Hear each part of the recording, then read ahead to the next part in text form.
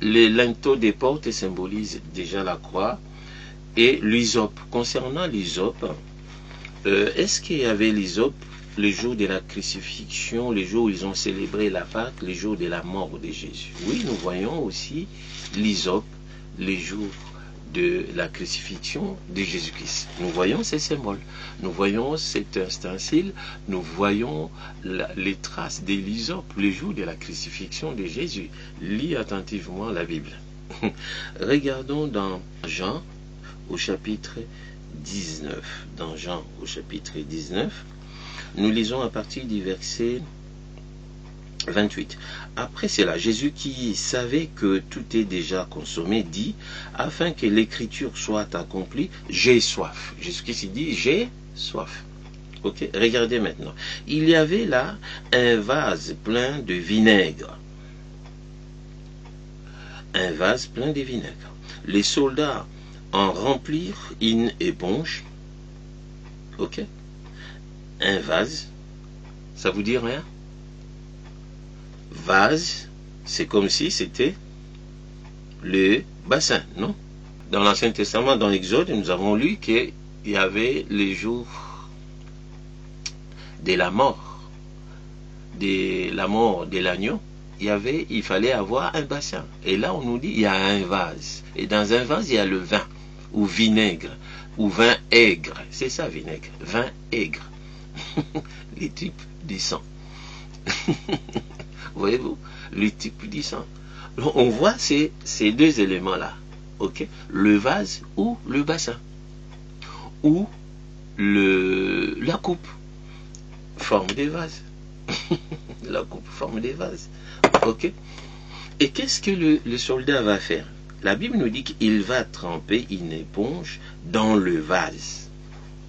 Dans le vase. La parole est en train de s'accomplir. Ok. Le verset 29, la Bible dit, là, il y avait là un vase plein de vinaigre. Les soldats en remplirent une éponge et l'ayant fixé à une branche, quoi? D'hysope. Les éléments de la Pâque. Dans Exode, nous les retrouvons aussi ici, les jours de la crucifixion de Jésus-Christ. L'hysope est là, voilà. Voilà. Les soldats aillent fixés sur une branche, quoi, d'hysope. Pourquoi? Pour atteindre la croix. Le poteau. Le poteau, les linteaux où Christ est crucifié. L'hysope trace là ici sa présence, manifeste sa présence. L'hysope est là. Ils l'approchèrent de sa bouche. Point. Ah, c'est ainsi que quand Jésus-Christ y prit les vinaigres, il dit quoi? Tout est accompli. En baissant la tête, il leur en dit quoi? L'esprit. Buvez-en tous. Jésus-Christ a dit concernant la coupe.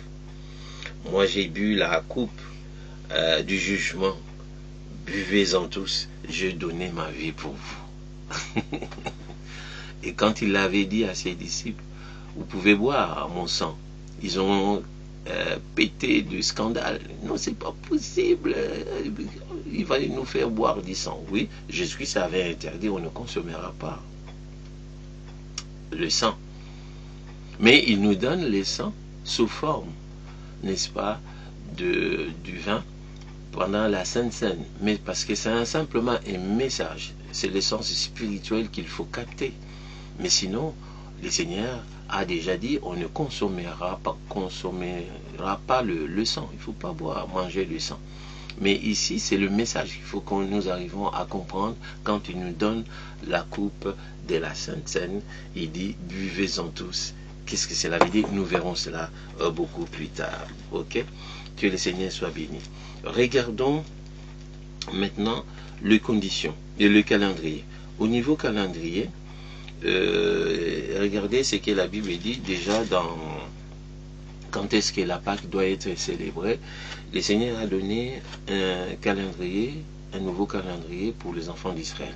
Pendant qu'ils étaient en Égypte, ils pratiquaient les calendriers égyptiens. Mais le jour de la Pâque, le Seigneur inaugure un nouveau calendrier pour les enfants d'Israël. Un nouveau calendrier. Qu'est-ce qu'il dit au chapitre 12 d'Exode? L'Éternel dit à Moïse et à Aaron dans le pays d'Égypte, ces mois-ci sera pour vous le premier de mois, il sera pour vous le premier de mois de l'année. Parlez à toute l'assemblée d'Israël et dites, le 10e jour de ces mois, on prendra un agneau pour chaque famille, un agneau pour chaque maison. Excusez-moi. Nous avons fêté la Pâque, c'était quand? Je regarde les calendriers. C'était le 21 avril.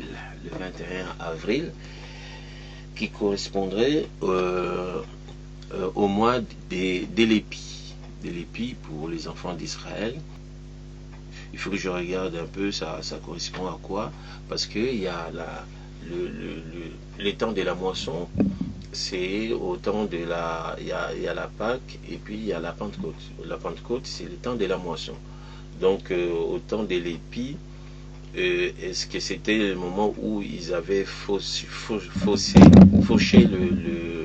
le blé? En tout cas, c'est la période de l'épi. Voilà. Donc, voilà, c'est pendant le mois d'avril. Donc, en correspondance entre les calendriers juifs et les calendriers chrétiens, pour nous, ça correspond au mois d'avril. Ok? Ça correspond au mois d'avril. Donc, c'est la période où le blé est fauché. Hein? Donc, on coupe le blé. Voilà. Vous avez ici les épis des blés. Voilà. Voilà. Ça, c'est le blé. Voilà, les épis des blés. C'est ça, les épis des blés. Donc, vous pouvez voir, il y en a plusieurs. C'est les blés. J'habite à côté des champs de blé ici. Et puis, donc, voilà, j'ai recueilli quelques épis des blés. Donc, c'était la période où les blés étaient fauchés. Ok? Et au moment où les épis sont fauchés, ça veut dire que le grain va tomber en terre.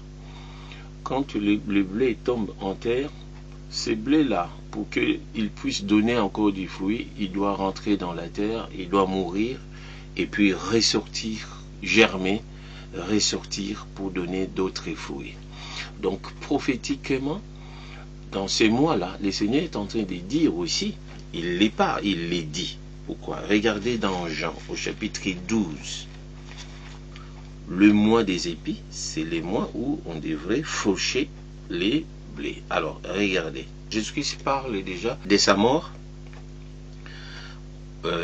qui doit avoir lieu dans Jean au chapitre 19. Regardez au chapitre 12, versets 23-24.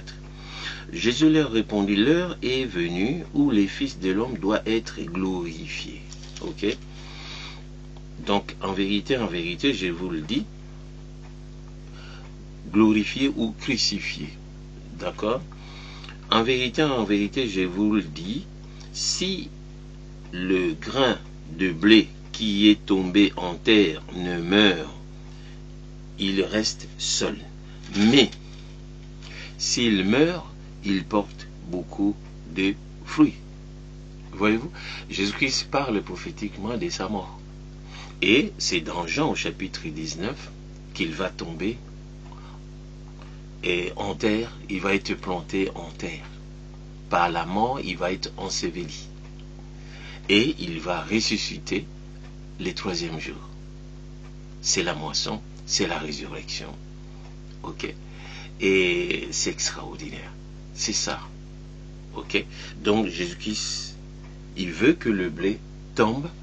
Et le blé, le grain doit être, la terre doit être ouverte, déchirée, plantée pour qu'on puisse avoir un arbre, il faut planter le noyau, planter la graine.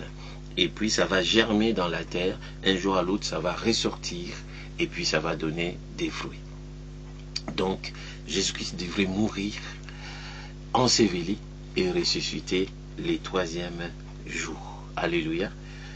Voilà les explications que je vous donne déjà pour que vous puissiez comprendre pourquoi le blé. Parce que Jésus-Christ a bien déclaré, il est le pain de vie. Il est le pain de vie. Jean au chapitre 6. Je suis le pain de vie. Moïse ne vous a pas donné le pain de vie. Il vous a donné la manne.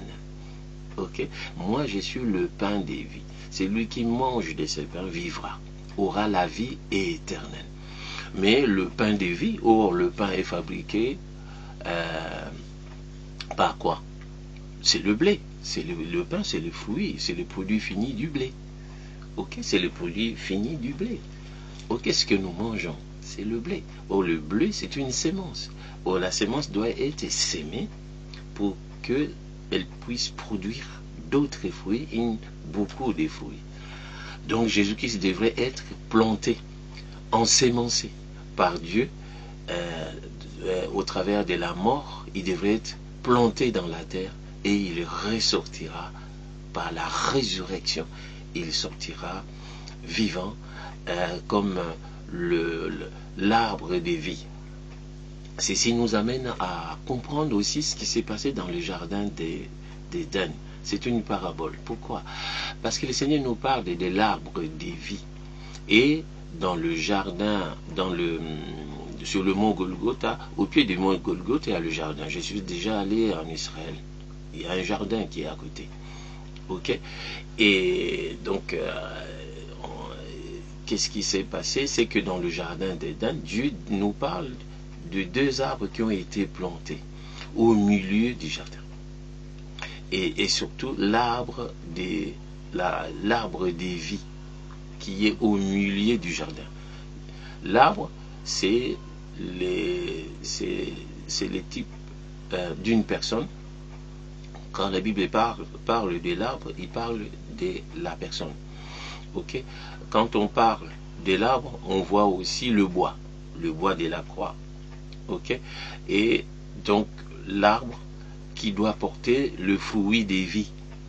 Mais ce n'est pas la pomme, comme on nous fait tromper, on nous trompe, on nous montre des photos, le fruit du jardin d'Éden. C'est pas le fruit physique.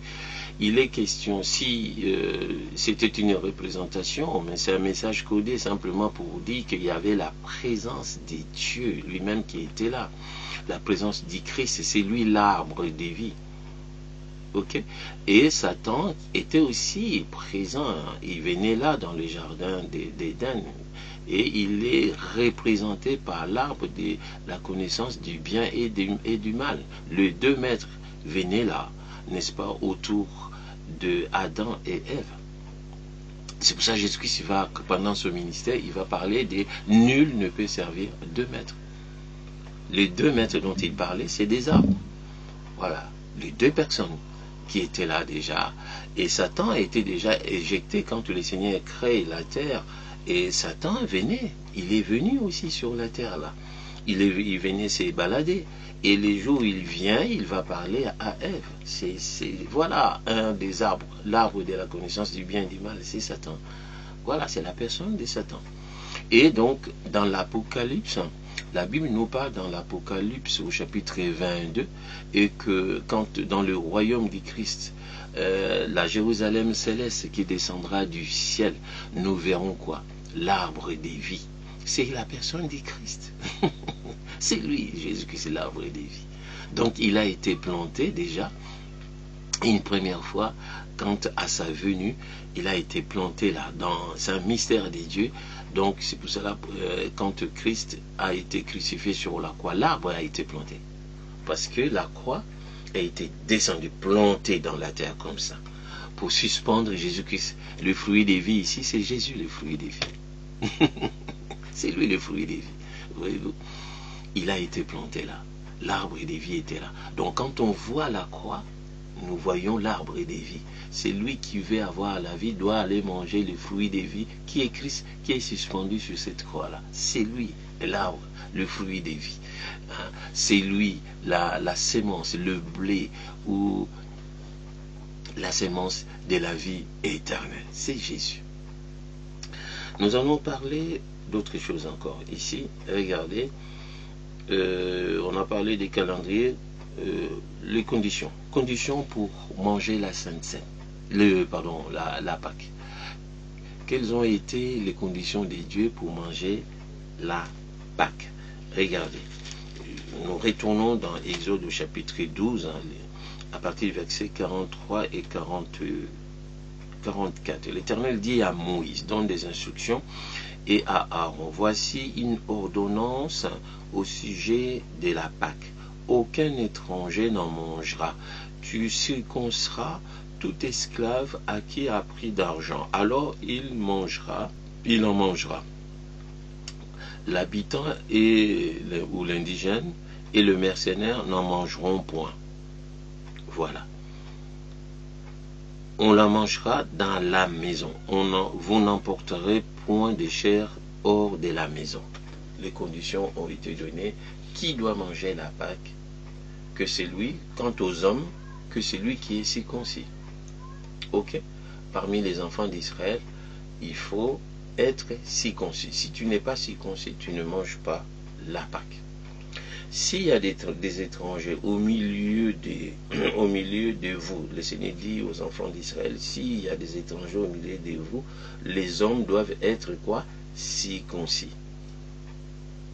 S'il y a des gens qui sont nés au milieu de vous, mais qui ne sont pas peuplés de Dieu, ils doivent être aussi circoncis. Voilà. Et il y a eu sûrement brassage entre le peuple de Dieu et des Égyptiens. Ils se sont mariés aussi. N'oublions pas que Joseph a eu 2 enfants d'une Égyptienne. Donc les 2 races, les 2 peuples habitaient ensemble, cohabitaient ensemble. Donc il y a eu sûrement des mariages entre eux. Voyez-vous? Donc, tous ceux-là qui sont nés de mariage entre les enfants d'Israël et des Égyptiens, en tout cas, les mâles devraient être quoi? Circoncis avant de manger la Pâque. Donc, c'est clair. La circoncision ne concernait pas les femmes, la circoncision concernait que les hommes. Ok? Bon, ceci pose la question. Est-ce que quand donc on voit que la Pâque, tout le monde pouvait manger, les enfants, tous ceux qui étaient dans la maison mangeaient la Pâque, mais pendant la Sainte Seine, au temps actuel, est-ce que tout le monde, la Sainte Seine est destinée à tout le monde? Bonne question, nous répondrons aussi à cette question-là. Ou c'est réservé aux disciples qui étaient à la table de Jésus-Christ. Jésus-Christ n'a pas eu avec lui la foule. Jésus-Christ a été entouré que par ses disciples, ceux qui l'ont suivi, ceux en qui il a soufflé du souffle de vie et à qui il a destiné le baptême dans l'esprit, à recevoir le Saint-Esprit. Donc, ceux qui ont reçu de son esprit, de sa nature déjà. Donc, c'est ceux-là. Donc, c'est pas tout le monde. Ok? Donc, mais la Pâque, tout le monde peut manger la Pâque. Hein. Tout le monde a mangé la Pâque. Hein. Et dans la différence, que dans le détail qui nous ont été donnés, c'est que pour les hommes, il fallait être circoncis. Or, dans la Sainte Seine, il n'est pas question de la circoncision. Dans le baptême, dans la Sainte Seine, il n'est pas question de la circoncision. Non, ça n'a absolument rien à voir. L'homme et la femme mangent. Ok?